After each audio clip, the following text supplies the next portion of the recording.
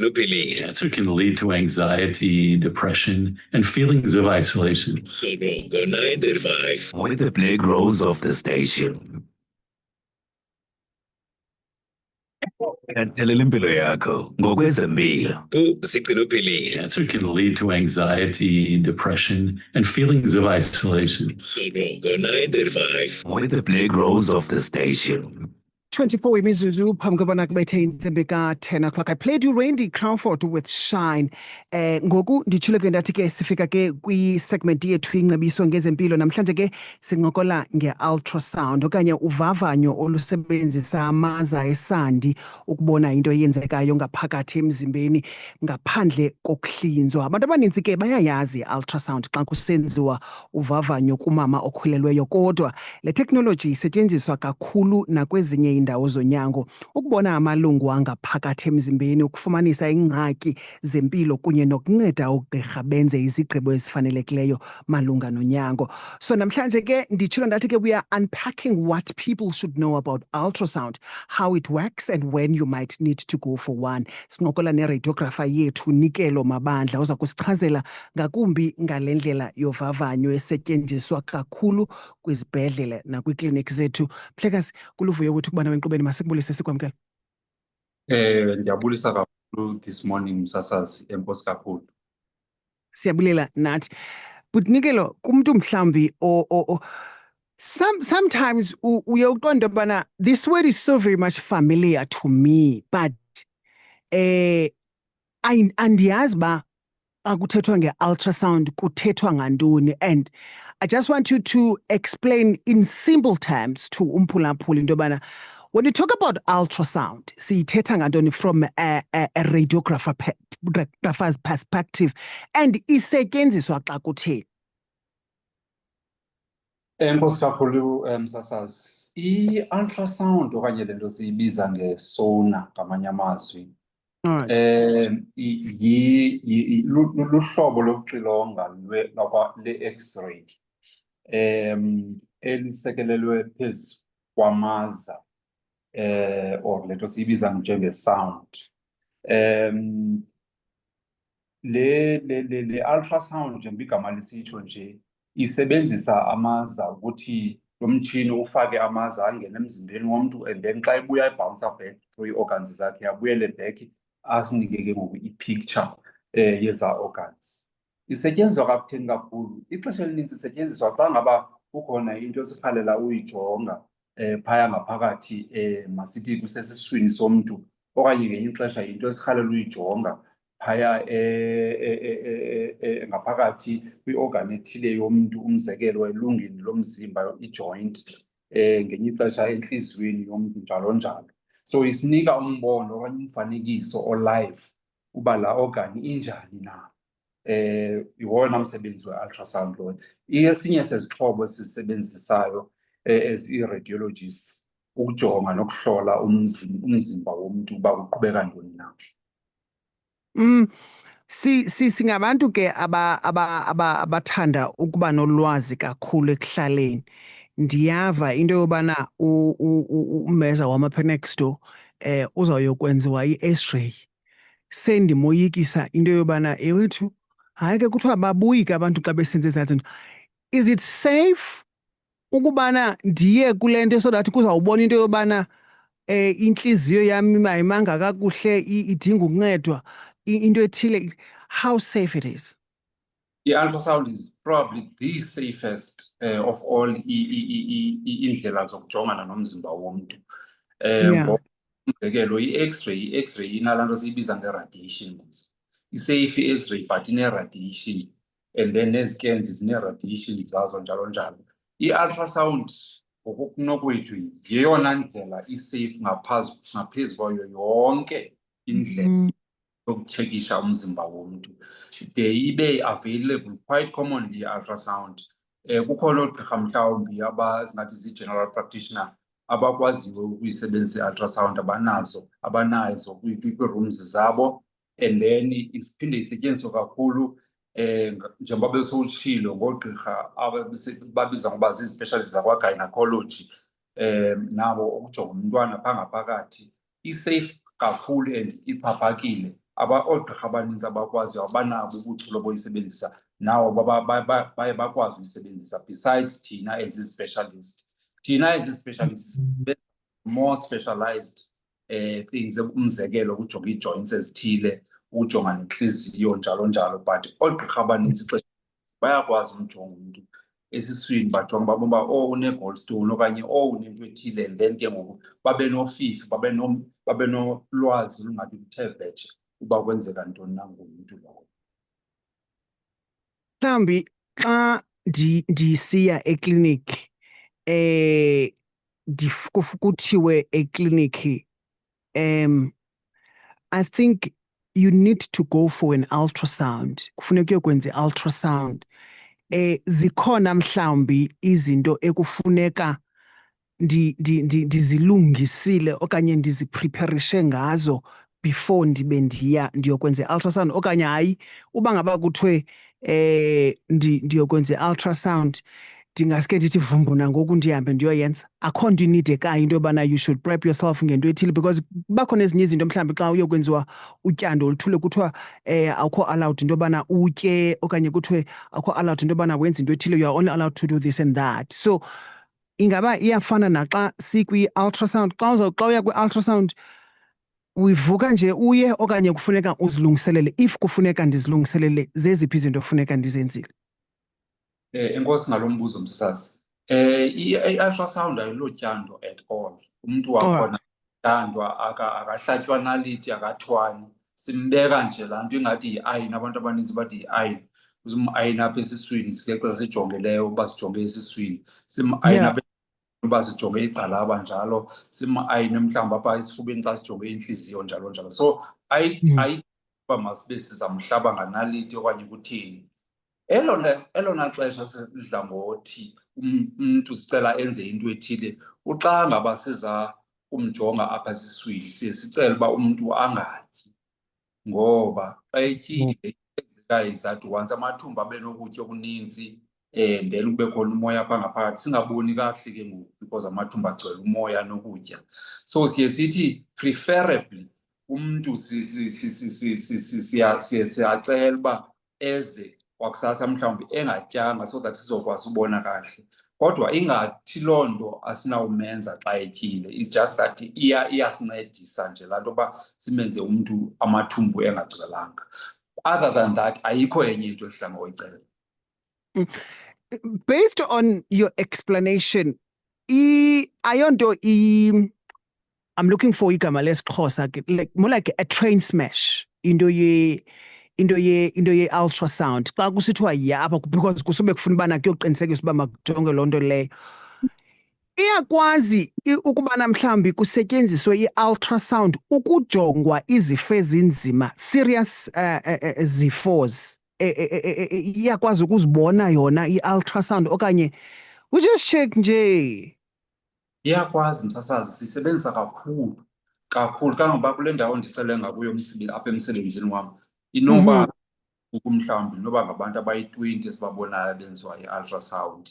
Ixesha elininzi owona msebenzi sisebenzisela wona kakhulu, I would say maybe 70% of the time ngabantu mhlawumbi sibaxilonga isisu.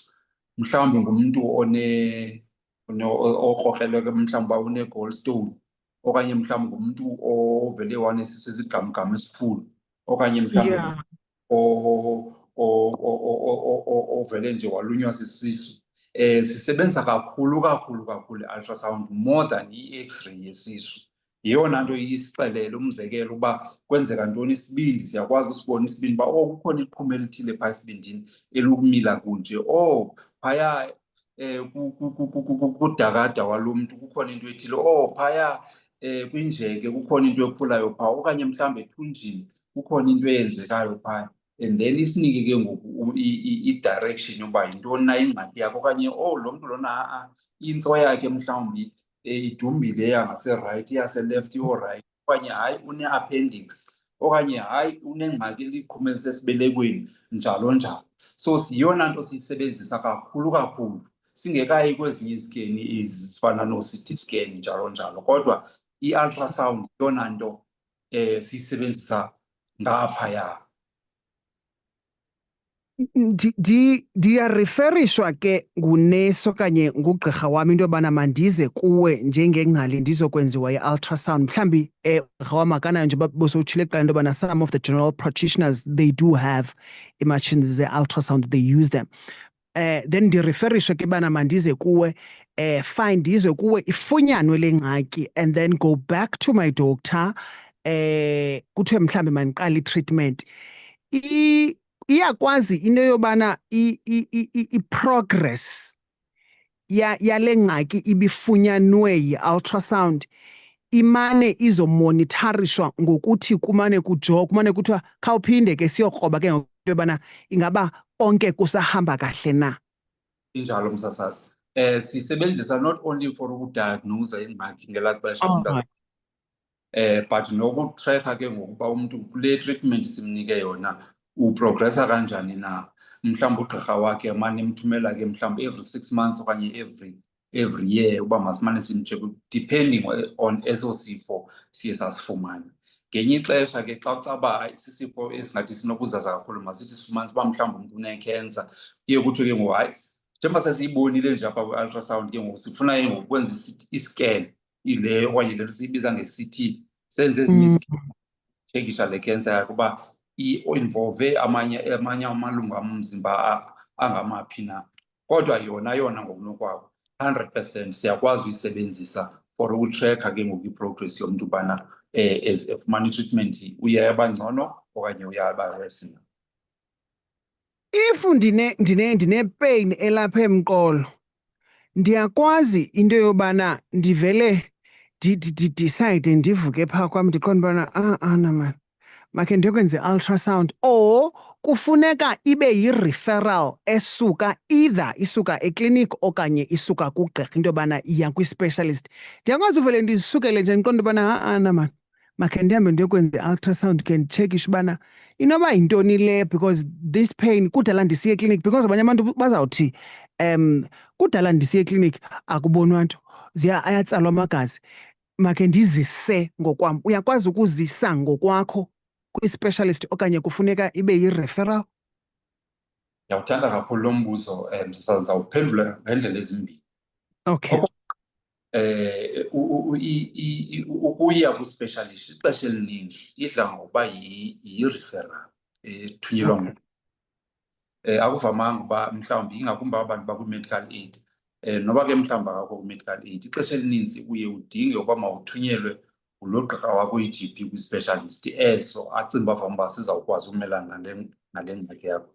Ngoba ngelinye ixesha mhlawumbi uzawudinga ii-specialist zezintso, okanye ngelinye ixesha udinga ii-specialist zamathambo, okanye udinga ii-specialists njalo njalo, so laa gqirha lo ubone kuqala uyi-GP yakho nguye ozokwazi ke ngoku abone uba hayi le nto lena ingathi lo mntu lona inamathambo omqolo, mandimthumele ke ngoku kwesi specialist. That's point number 1. Okwesibini, i-ultrasound inazo izinto ekwazi uzijonga, ibe nazo neento engakwaziyo ukuzijonga. Okay. Umzekelo, amathambo asiwajongi nge-ultrasound. Amathambo siwajonga nge-X-ray okanye sike senze ke ii-scan ezifana no-CT scan no-MRI njalo njalo. Kodwa i-ultrasound yona eyona nto iyijonga kakhulu ixesha elininzi siyisebenzisa ekujongeni apha esiswini, uba ngaba umntu unepeyini apha esiswini nasesinqeni, okanye siyisebenzise ujonga amalungu omzimba afana negxalaba, idolo, mhlawumbi ingqiniba njalo njalo. Okanye siyisebenzise ukujongana nentliziyo, siphinde siyisebenzise futhi nokujongana namabele ixesha elininzi. Mhlawumbi umntu uneqhuma ebeleni, simenzile laa nto sike sathetha ngayo siyibiza nge-mammogram, sabona uba iqhuma elikhoyo phaya. Ngenye ixesha sike sifune ulijonga elaa qhuma kwi-ultrasound silibone uba liqhuma elikumila kunjani na. So ndizama ukuthi ke msasazi, not yonke into siyakwazi ukusebenzisa i-ultrasound kuzo, zikhona iinto ezi-specific esiyisebenzisa kuzo i-ultrasound. Ke ngoku kuthini lo mntu lona unantoni na, and then ke ngoku uzawugadwa ke ngugqirha wakhe, ngenye ixesha egadwa ngugqirha wakhe kunye nam as i-specialist uba yeyiphi eyona test ifanelekileyo uba masibe siyayisebenzisa. Last but certainly not least, Doc, singabantu more especially thina abantu basezilalini singabantu abaneenkolelo zethu and sinezinto esikholelwa into yobana asinakuzenza izinto ezithile. Hayi into ethile yona at least ndingayenza but into ethile nawe yenza into ethile. Ndizawusebenzisa ke igama ke elicommon kakhulu ekuhlaleni. Siyazi even into ze-ultrasound no-CT no-X-ray nontoni but thina once kuthiwe iya ku-Dr. Nikelo Mabandla eKomani uya kwi-scan noba sesantoni si-scan. Kubaluleke kangakanani not to ignore eza referrals ze-scan masiyibeke njengolo hlobo eziba singabantu zincedise entweni kanye kanye.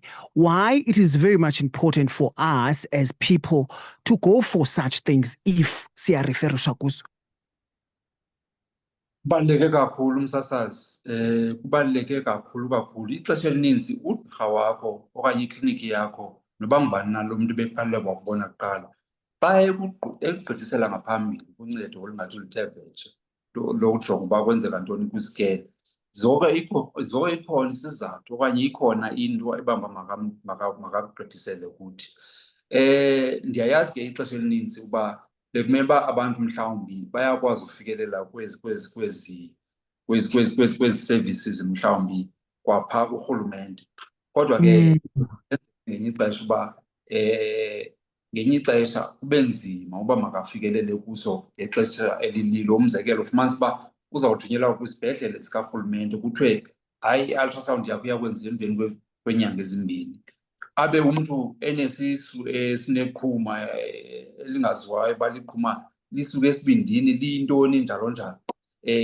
So ngamanye amazwi yes kubalulekile uba umntu makazame kangangoko xa ethunyelwe for i-scan enze nako uba masiyokwenziwa.